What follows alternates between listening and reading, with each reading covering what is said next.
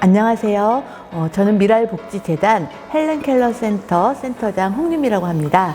오늘 강의에서는 시청각 장애인은 어떤 사람들이고 그리고 또 어떠한 불편한 부분이 있는지 시청각 장애인의 특성에 대해서 이야기를 좀 나눠보려고 합니다. 이 강의를 들으시고 난 후에 여러분들이 시청각 장애인에 대한 이해를 좀 가지시고 또 내 주변에 이런 시청각 장애인들은 있는가 하는 관심을 높일 수 있었으면 좋겠습니다. 감사합니다.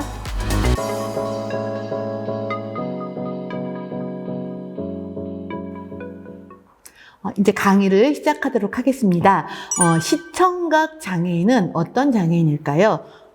네, 시청각 장애인은 안 들리고 안 보이는 그런 사람을 말합니다. 시청각 장애인은 듣는 것과 보이지 않는 것을 동시에 갖고 있는 사람을 우리가 시청각 장애인이다 라고 이야기를 합니다. 그러면 시청각 중복 장애인이라고 보통은 이야기를 하는데요. 시청각 중복 장애인이 맞을까요? 아니면 시청각 장애인이 맞을까요?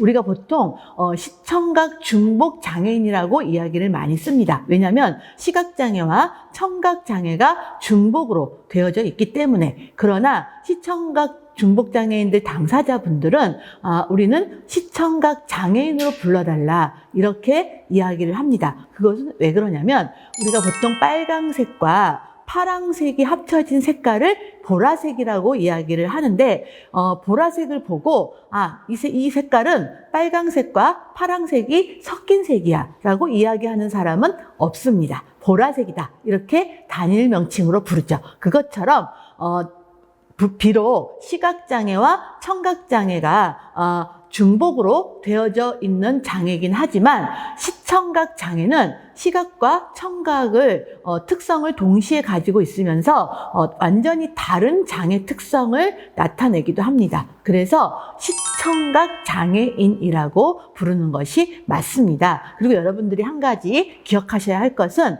시청각 장애인 그러면 시각장애 또는 청각장애 이렇게 생각하시는 분들이 있는데 그렇지 않습니다. 시각과 청각을 동시에 갖고 있는 장애인이 시청각 장애인이다 라고 생각해 주시기를 바랍니다. 그러면 우리가 시청각 장애인들은 어떤 이 복지의 사각지대에 놓여 있는데요. 왜 복지의 사각지대에 놓여 있는가에 대해서 한번 생각해 보도록 하겠습니다.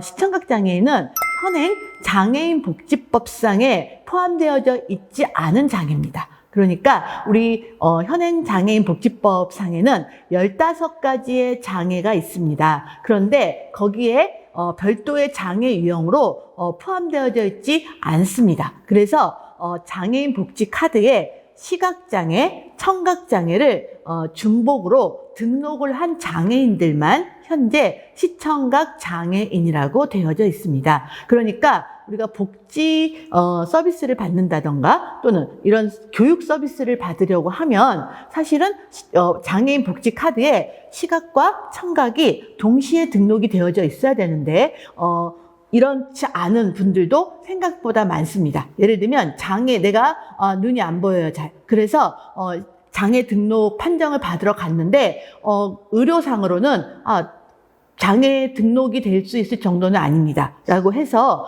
그냥 청각장애만 등록되어 있는 분도 있어요. 근데 실제로는 나는 눈이 굉장히 불편한 이런 분들도 있지만 시각과 청각이 동시에 등록되어져 있지 않으면 복지 서비스를 받기가 어렵습니다. 그렇기 때문에 복지 사각지대에 놓여 있는 거죠. 또 선천적으로 시청각 장애 아동으로 태어나는 경우도 많이 있습니다. 특히 여기에는 희귀난치성 질환, 요즘 희귀난치성 질환이 뭐 환경의 오염 이런 것들로 인해서 굉장히 많이 나타나고 있는데요. 이런 아동의 경우에는 복지 카드에 시각과 청각으로만 등록되어 있는 경우가 드뭅니다. 그래서 특수교육 대상으로도 사실은 선정되기가 어려운 경우가 많이 있습니다. 구체적인 예로 우리가 차지증후군을 들 수가 있는데요. 차지증후군은 우리가 CHARGE 이것은 6가지 이상의 그 장애 현상이 나타나 있는 거예요. 그러니까 여러 가지 중복장애가 나타나는 거죠. 그러다 보니까 우리나라 복지법상에는요, 좀 더 심한 장애를 제1장애, 좀 더 경한 장애를 제2장애로 해서 장애를 등록하게 되는데요. 이런 차지증후군의 아동 같은 경우에 대표적인 선천적 시청각 장애 아동 출현율을 보이고 있음에도 불구하고 우리나라에서는 차지증후군 아동들 같은 경우에 시청각 장애 아동으로 복지카드에 등록되기가 어려워요. 그래서 시청각 장애 아동의 차지증후군 아동 같은 경우에는 보면은 심한 장애가 뇌병변 장애, 그리고 청각장애 이렇게 등록이 되거나 또 지적장애나 시각장애 이렇게 등록되는 경우가 굉장히 많습니다. 그러면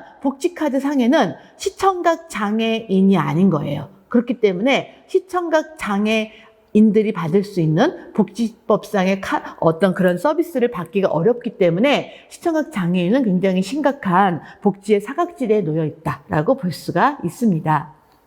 그리고 이제 우리나라는 시청각 장애인이 복지의 사각지대에 놓여 있고 또 장애인 복지법에 포함되어 있지는 않지만 그래도 국가에서 시청각 장애인에 대한 관련 법적 근거를 2019년에 2가지 만들었습니다.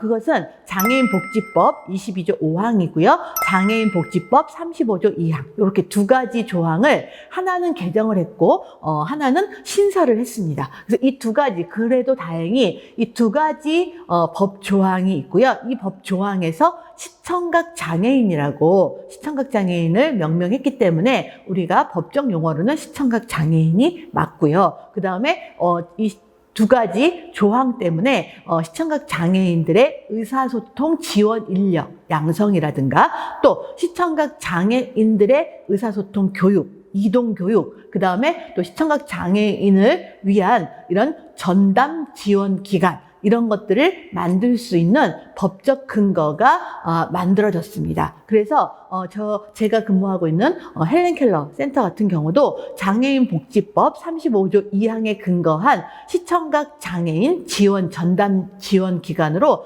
작년 10월부터 운영이 되고 있습니다. 그러면 우리나라 시청각 장애인은 몇 명 정도 있을까요?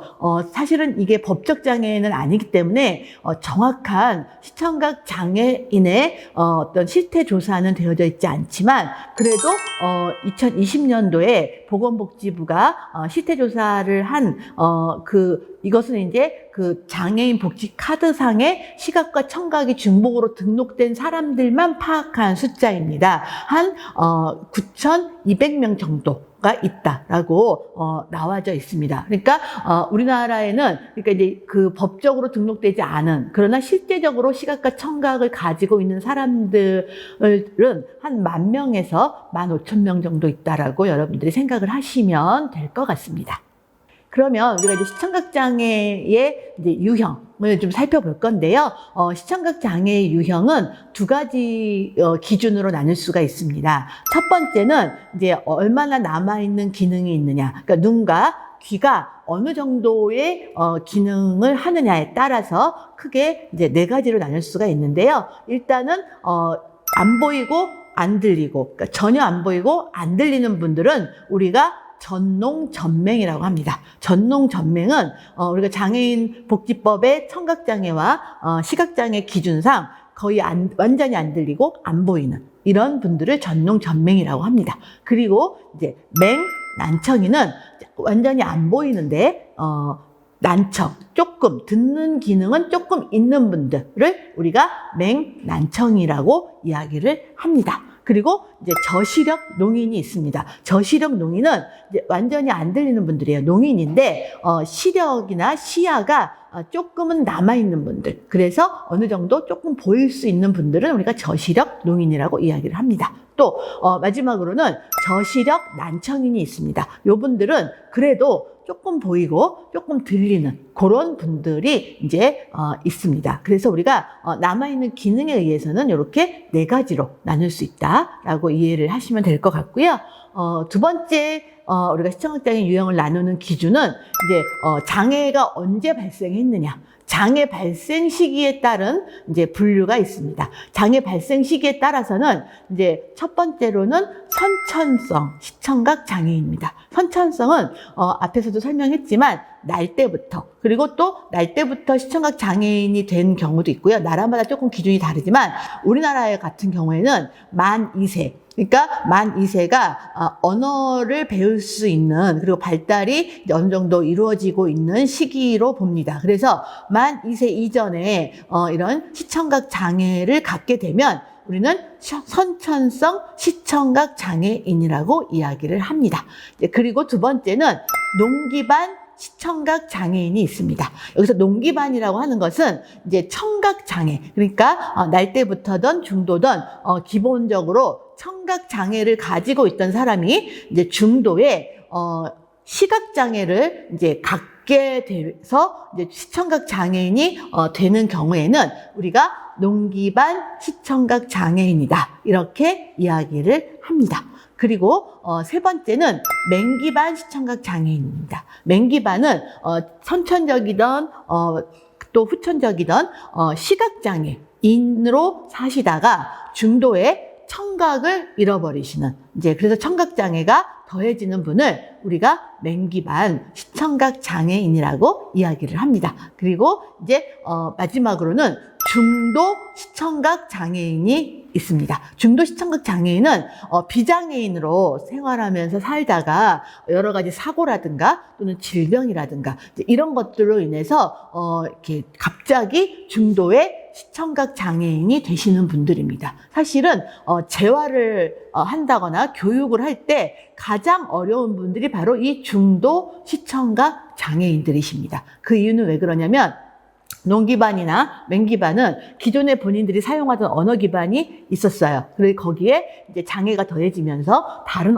언어라든가 이런 재활 훈련을 하면 되는데, 중도 시청각 장애인은 비장애인으로 살다가 갑자기 장애를 입게 되는 경우이기 때문에 이런 언어 기반, 내가 기존에 사용했던 이런 언어 기반들을 완전히 사용하지 못하게 되는 경우에 이제 새롭게 어떤 언어를 배운다던가 또 새롭게 재활 훈련을 하는 것이 굉장히 어려울 수 있습니다. 그래서 이제 중도 시청각 장애인도 있다라는 것을 이해하시면 될 것 같습니다. 이렇게 우리가 시청각 장애인의 유형에 대해서 살펴봤습니다. 그러면 우리가 이제 이것에 대해서 이제 한번 또 더 구체적으로 살펴보려고 하는데요. 일단 선천적 시청각 장애인의 경우에는 앞에서도 말씀드렸지만 다수의 중복 장애가 발생이 됩니다. 그래서 사실은 의사소통 기반을 만들기가 굉장히 어렵습니다. 왜 그러냐면 우리가 아동들의 경우에 나서부터 듣고 보고 하면서 사실은 인지 발달이 되는 거거든요. 그런데 태어날 때부터 시청각 장애가 발생이 하게 되면 사실은 어떤 자극이 없을 수 있어요. 외부로부터의 자극이. 그러면 그것을 그냥 방치해두면 인지 장애가 생기게 되죠. 그리고 또 균형 감각 이상이 생기게 됩니다. 그리고 안 보이고 안 들리다 보니까 촉각 예민성이 생겨요. 여러분들한테 한번 말씀을 드려볼 텐데, 여러분 혹시 깜깜상자라는 거 기억하시나요? 우리가 이제 예능 프로그램 같은 거에 보면 모든 상자를 깜깜하게 만들어 놓고 그 안에 뭔가 물건을 넣어 놓고 이렇게 손을 넣어서 이렇게 집어보게 하는 그런 것들 한번 보신 적 있죠? 그랬을 때 거기에 뭐가 들어있는지 모른다고 한다면 내가 그거에 대한 정보가 없기 때문에 그것을 만지는 게 굉장히 두려워집니다. 아무런 위험한 게 안 들어있음에도 불구하고 이게 바로 촉각 예민성이에요. 왜냐하면 안 보이고 안 들리는 아이들은 내가 이런 지금 현재 만지고 있는 것들에 대한 대상에 대한 정보가 없기 때문에 굉장히 촉각이 예민하게 됩니다. 그래서 이런 특징을 갖게 됩니다. 그렇죠? 그리고 후비공 폐쇄. 이제 우리가 차지 증후군 아동들, 또 희귀 난치성 질환 아동들 같은 경우에는 이 후비공 폐쇄가 일어나는데요. 이거는 뭐냐면 우리가 숨을 쉬는 기도가 기도가 이제 이렇게 목으로 넘어가고 또 폐로 연결이 되는데 여기가 협착이 되는 거예요. 그러면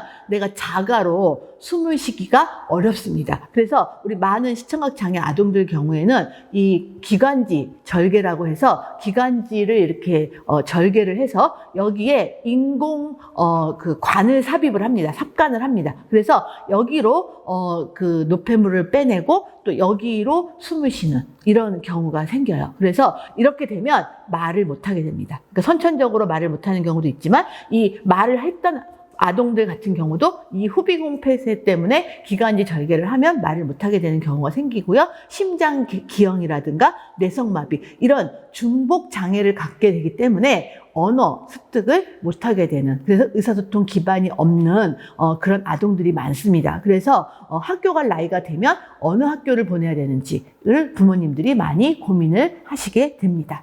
그 다음에 농기반 시청각 장애인의 특성을 좀 살펴보면은요, 농기반 특성분들의 이제 의사소통 특징은 남아있는 기능에 따라서 다양한 의사소통 수단을 사용하게 됩니다. 농기반은요, 일단은 눈이 잘 보였던 사람들입니다. 들리진 않았지만, 그런데 그래서 이제 수어를 쓰신다던가 또는 구화인들은 입모양을 읽는다든가 이런 것들을 해야 되는데 그게 안 되게 되는 거죠. 특히 농기반은 우리가 이제 농인은 수어를 썼던 사람들을 우리가 농인이라고, 보통 청각장애인들 중에서도 농인이라고 이야기를 하는데, 이 수화를 쓰다가 수화가 안 보이시게 되는 분들은 이제 수화를 완전히 언어가 없어져 버리는 거예요. 그렇죠? 그래서 이제 수화를 손으로 만져서 하는 촉각수화, 촉수화라고 하는데 손으로 만져서 하는 수화로 의사소통을 하게 됩니다. 그래서 처음 농인이 이제 시각을 잃어버리게 되면 이 촉수화도 배우셔야 돼요. 내가 눈으로 보던 수화를, 그쵸? 눈으로 막 보던 수화를 손으로 만져서 인지한다. 얼마나 어렵겠어요. 그쵸? 그래서 이것도 배우셔야 되고 교육을 받으셔야 돼요. 또 보시면 이제 보통 이제 저시력 분들 같은 경우에는 이제 거울 수화를 사용하시는 경우도 있습니다. 거울 수화는 보통은 이제 저시력자분들이나 또는 농통역사들이 많이 쓰는 수화인데요. 상대방이 하는 수화를 그대로 따라하면서 이해하는 수화를 우리가 거울 수화라고 합니다. 그러니까 우리가 거울은 내 모습이 그대로 비치잖아요. 그 다음에 근접 수화. 저시력자들이 가장 많이 쓰는 수화가 바로 근접 수화입니다. 시야가 좁아지고 그 다음에 시력 상태가 나빠지기 때문에 가까이서 보이거나 또는 멀리서 보이거나, 그런데 가까이서 수화를 해주면 잘 보일 수 있어요. 그래서 가까이서 하는 근접 수화를 하게 되고요. 그 다음에 추적 수화라는 게 있습니다. 보통 시야가 좁으면 이제 내 시야가 요 정도인데 요 정도인 수화 안에서, 시야 안에서 수화가 밖으로 벗어나면 수화가 안 보이게 됩니다. 그래서 손을 따라하는, 이렇게 따라서 수화를 인지하는 그런 추적 수화도 있습니다. 그 다음에 필담입니다. 필담은 손에다가 쓰거나 또는 이렇게 모니터로 통해서 보게 되는 이제 그런 필담이 있고요. 그 다음에 이제 이 시청각장애인 분들이 이제 농기반 분들은 아무래도 점자 교육이 필요합니다. 왜냐하면 이런 수어는요, 근거리와 직접적인 대화밖에 안 돼요. 왜냐, 여러분들이 지금 방송에서 보면은 수어가 나오잖아요. 근데 그 방송의 수어를 시각을 잃어버림으로 인해서 못 보잖아요. 그러니까 원거리 대화를 하기 위해서는 점자를 배우셔야 됩니다. 왜냐하면 점자 정보 단말기라는 그런 컴퓨터를 활용을 하셔야 되거든요. 그렇기 때문에 점자 교육, 촉수화 교육, 그쵸? 그 다음에 이 농 기반 분들은 또 한국어 문해가 잘 안 되어져 있습니다. 그래서 한국어 문해 교육, 이런 교육도 받으셔야 되고, 그 다음에 점자 정보 단말기 교육도 필요합니다. 그러니까 농기반 시청각 장애인들은 굉장히 많은 교육을 받으셔야 돼요. 그래서 굉장히 어려움이 많이 있다라고 이해를 하시면 될 것 같고요. 또 구화를 사용하셨던 분들은 또 수화를 모르시는 경우가 많거든요. 그러면 그분들도 촉수화를 배우신다든가 또는 음성 증폭기를 활용하신다든가, 조금 잔존 청력이 남아있는 경우에는 음성 증폭기를 활용하면 조금 들을 수가 있습니다. 또 FM 증폭기라는 게 있는데, 이 FM 마이크를 쓰시면 이 시청각 장애인이 보청기를 끼시고 그 다음에 말하는 사람이 FM 마이크를 쓰면 그 소리가 이 시청각장애인에게 증폭돼서 들어가는 그런 것도 있습니다. 그래서 그런 보조기기를 쓰시면 좋고요. 그다음에 대형 모니터라든가 필담 또 이런 음성 보조기기 같은 것들을 활용하시는 것이 시청각장애인의 특성이라고 볼 수가 있습니다. 그 다음에 맨기반 시청각 장애인의 경우에는 논기반하고 조금 다릅니다. 논기반은 일단은 듣지 못했기 때문에 말을 좀 못하시는 경우가 많아요. 그러나 구아인의 경우에는 음성을 활용하실 수 있습니다. 그렇기 때문에 구아인이셨던 분들, 그래서 말을 하셨을 수 있던 분들도 말을 하실 수 있지만 맨기반 시청각 장애인들은 대부분은 시각장애인이었다가 청각장애가 왔기 때문에 음성 언어 사용이 가능합니다. 그래서 본인의 의사는 음성 언어를 활용하세요. 그리고 그러나 이제 들리지가 않기 때문에 이제 잔존청력을 활용해야 되죠. 그렇죠? 그래서 잔존청력 활용이 가능하신 분들은 다양한 보조기기를 활용을 하시고 그 다음에 이제 점자로 이제 활용을 해야 되는데 저는 이 시청각장애 사업을 하기 전에는 맨기반 분들은 점자를 다 아신다고 생각했어요. 근데 생각보다 맨기반 분들이 점자를 모르시는 분들이 많으시더라고요. 왜냐하면 우리나라는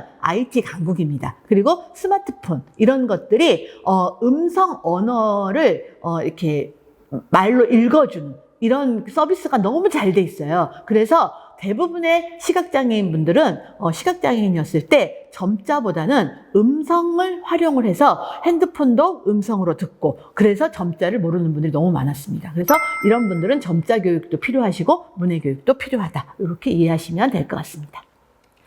그리고 이제 우리가 시청각장애인 분들이 일상에서 겪는 어려움은 어떤 것들이 있는가라고 한번 알아보도록 하겠습니다. 시청각장애인이 일상에서 겪는 어려움은 첫 번째는 무엇보다도 고립감입니다.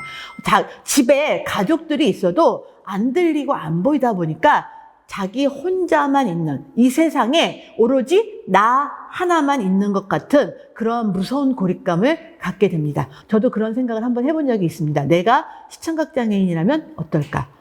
상상 이상인 것 같아요. 예, 제가 감히 상상할 수 없었어요. 근데 이런 고립감. 그래서 아무것도 솔직히 내가 안 들리고 안 보이니까 집에서 아무것도 할 수 있는 게 없어요. TV도 볼 수 없고 라디오도 들을 수 없고 음악도 들을 수 없고 그런 삶이 매일매일 계속된다.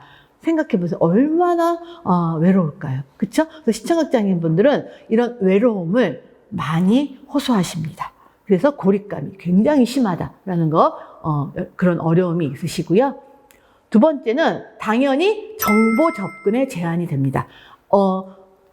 농인이었을 때는 그래도 수어로 또 눈으로 보면서 정보를 받았어요. 그쵸? 또 시각장애인이었을 때는 귀로 들으면서 모든 정보를 다 받아들일 수 있었습니다. 그런데 안 들리고 안 보이면서 정보 접근에 제한이 되는 거죠. 그러니까 어떻게 내가 내가 수동적이 될 수밖에 없어요. 내가 그냥 가만히 있으면 누군가가 나에게 정보를 알려주지 않으면 나는 정보도 알 수가 없죠. 특히 논기반이었던 분들은 수화로 모든 것들을 다 했는데 또 전화도 영상통화로 모든 것들을 다 했는데 어느 날 갑자기 내가 눈이 안 보이게 됐어요. 점점 눈이 안 보이다가 실명을 했어요. 그렇게 되면 이제 정보 접근이 안 되는 거예요. 전화도 쓸 수가 없고 카카오톡도 쓸 수가 없고 영상통화도 할 수가 없고 그렇죠? 그리고 나는 아직 점자를 몰라. 그러면 점자를 통해서 뭔가 읽을 수도 없고 그래서 아주 심각한 정보 접근 제한이 생깁니다. 그리고 또 이동에 대한 어려움이 생기죠.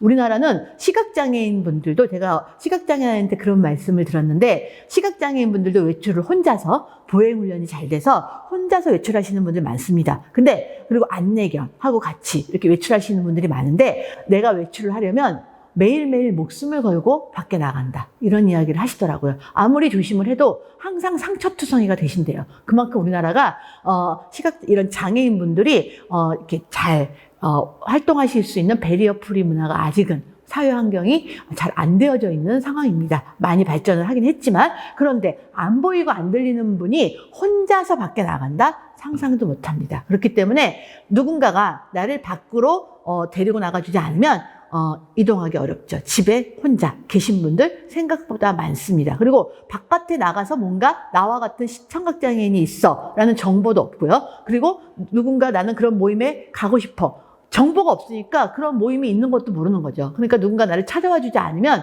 나는 계속 혼자 있는 겁니다. 그래서 이런 정보 접근에 대한 어려움, 이동에 대한 어려움들이 있다라고 이해하시면 될 것 같습니다. 그럼 마지막으로 우리가 시청각장애인에 대한 욕구에 대해서 한번 살펴보도록 하겠습니다. 시청각장애인의 기본적인 욕구는요, 일단 의사소통과 이동 및 안전에 대한 욕구입니다. 일단 시청각장애인분들은 뭔가 대화하고 싶어 하세요. 그렇잖아요? 우리가 의사소통, 기본적인 거잖아요. 기본적인 권리고. 근데 내가 장애가 돼서 의사소통을 못해요.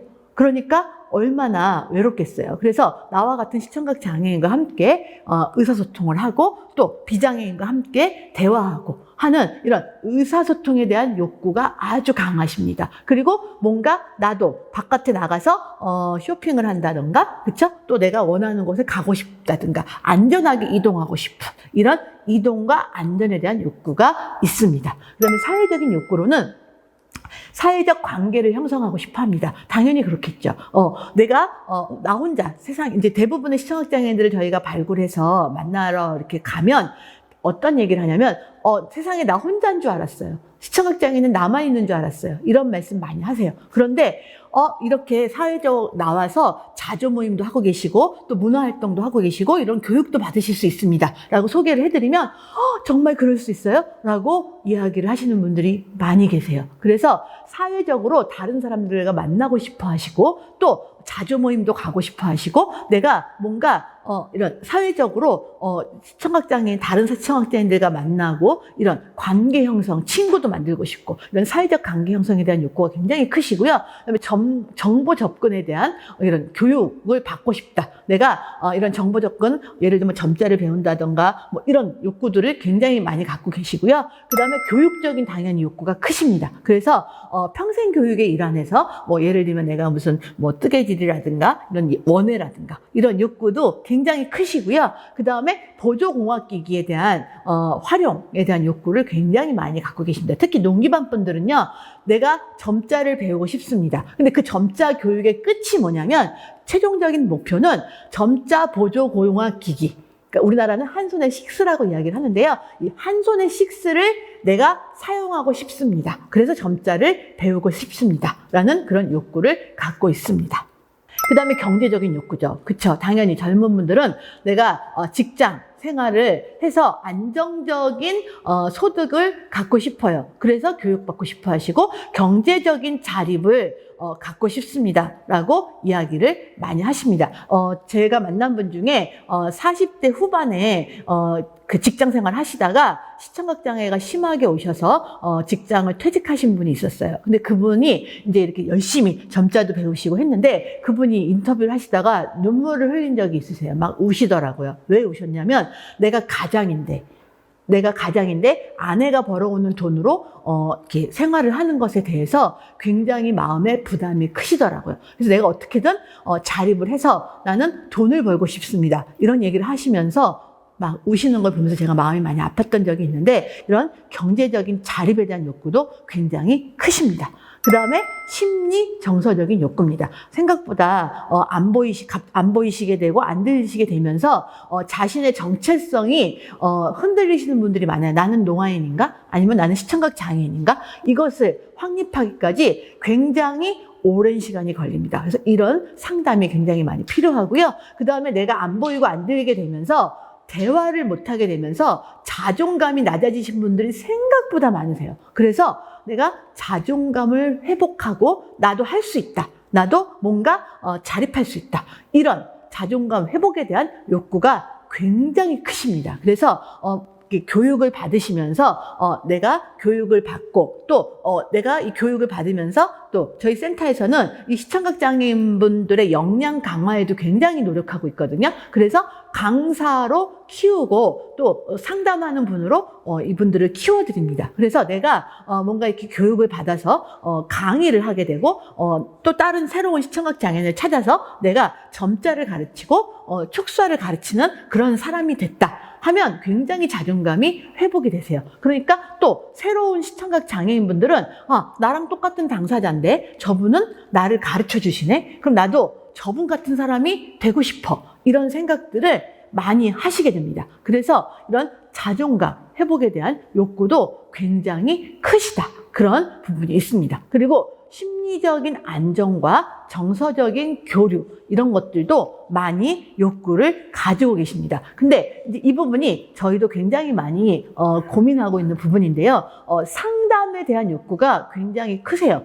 자기가 이제 그렇죠. 아무래도 갑자기 이런 중복 장애가 되다 보면 상담 마음이 굉장히 우울증도 생기고 어려움이 많이 생기잖아요. 그런데 이분들을 상담을 하는 게 쉽지가 않습니다. 특히나 맹기반 분들은 그래도 저청력이기 때문에 귀에다가 이렇게 대면서 이렇게 그 상담을 할 수가 있지만 농기반 분들은 다른 분이 통역을 꼭 해줘야 되거든요. 그러면 내가 정말 내밀한 그런 말을 상담사랑 해야 되는데 상담사가 촉수화를 하거나 수화를 하지 못한다면 통역사를 통해서 해야 돼요. 그럼 어떻게 되겠어요? 내 비밀이 저 통역사한테 다 이렇게 알려지게 되잖아요. 그러니까 내가 좀 힘든 일이 있고 뭔가 불만이 있고 그래서 그거를 해결하고 싶어도 말씀을 안 하시는 분들이 생각보다 많습니다. 그러니까 농기반 분들은 상담을 이끌어 나가는 게 참 어려워요. 그래서 이분들에게 어떤 상담을 해드려야 되는가라고 저희도 지금 고민하고 있지만 그런 욕구들에 맞추어서 우리들이 이제 이런 욕구가 이제 해결될 수 있도록 이런 욕구들이 많이 가지고 계십니다. 그런데 이제 저희 센터에서는 그래서 시청각 장애인들은 1:1 맞춤형 서비스가 필요합니다. 시청각 장애인들은요, 1대 다수는 절대 안 됩니다. 왜냐하면 가깝게 근접 음성을 해야 되고 또 촉수화를 해야 되고 하기 때문에 각각에 맞추어서 우리가 맞춤형 서비스를 해드리는 것이 맞습니다. 이렇게 저희가 시청각 장애인들은 어떤 장애인들이고 또 시청각 장애인은 어떤 특성이 있고 어떤 욕구를 가지고 있고 어떤 어려움이 있는지 우리가 한번 알아봤습니다. 이런 강의를 통해서 여러분들이 시청각 장애인에 대해서 관심을 갖게 되시면 너무 좋겠고요. 또 내 주변에 시청각 장애인이 있다면 또 이런 단체들 또 시청각 장애인을 지원하는 곳들을 소개해 주실 수 있다면 너무 감사하겠습니다. 네, 이상으로 강의를 마치도록 하겠습니다. 감사합니다.